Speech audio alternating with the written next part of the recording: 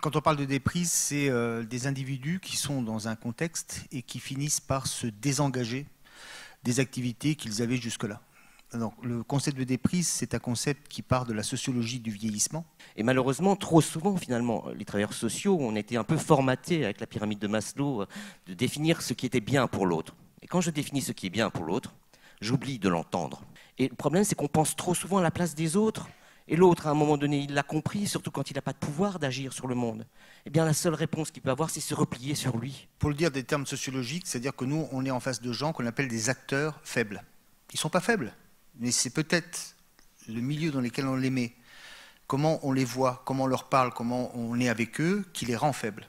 Donc ils ont une capacité à être acteurs en jouant aux faibles quand ça les arrange, mais de temps en temps, ils expriment leur non-faiblesse par des moyens qu'il faut traduire. Je pense qu'il faut réinterroger le lien que l'on a en tant que professionnel avec la personne. Oui, c'est ça qu'on doit réinterroger. Comment je vais me positionner, moi, en tant que professionnel, dans ma relation avec l'autre, pour permettre à l'autre de découvrir qu'il a des compétences et des ressources. On regarde trop l'autre à travers ses manques. Mais l'autre, il n'est pas que manque, il est aussi ressources et compétences. Le problème, c'est que le travailleur social, il se met dans la relation de l'aide. Je suis un aidant et l'autre, il est aidé. Vous voyez, mais pour que je puisse donner, il faut que l'autre, il reçoive. Et si l'autre, en lui demandant de celui qui va recevoir, on le met obligatoirement dans la position du mendiant. Et si je suis mendiant, est-ce que je pense que je suis capable d'agir? Et c'est là où on doit passer dans la logique non plus de l'aide, mais du mot accompagner.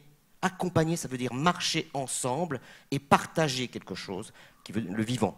Et aujourd'hui, une autre prise de conscience qui serait de dire, dans le dialogue, puisque c'est un véritable dialogue entre les travailleurs sociaux et les usagers, il faut rétablir la capacité à l'individu qu'on a en face de soi de ne pas faire que entendre, mais aussi de parler. Rentrer en contact, les travailleurs sociaux, ils sont tous les jours en contact. J'ai expliqué que ça ne marchait pas tout le temps et on s'est dit, l'ajout de compétences, un regard différent, une façon différente de porter le regard peut peut-être déclencher quelque chose et ouvrir des portes. Le bien-être psychique, ce n'est pas l'affaire de la psychiatrie uniquement. C'est l'affaire du travail social, c'est l'affaire de l'environnement, c'est tout ça qu'on doit travailler ensemble. Est-ce que je peux regarder l'autre dans ses ressources plutôt que de le regarder dans ses manques? Et comment je vais l'aider à mobiliser ses ressources? Je garderai 4 idées clés des éléments que vous avez partagés avec nous. La question de la contribution des résidents, de leur participation à cette réflexion et à ce travail contre la déprise. La question du soutien médical à temporiser comme n'étant pas la seule solution ou la seule piste à travailler. Il faut aller plus loin, travailler avec des personnes ressources qui peuvent avoir des profils très différents. Et puis, cette question de convaincre, oui, que vous avez retourné en disant ceux qui sont à convaincre, ce ne sont pas les usagers, mais bel et bien les travailleurs sociaux sur cette déprise.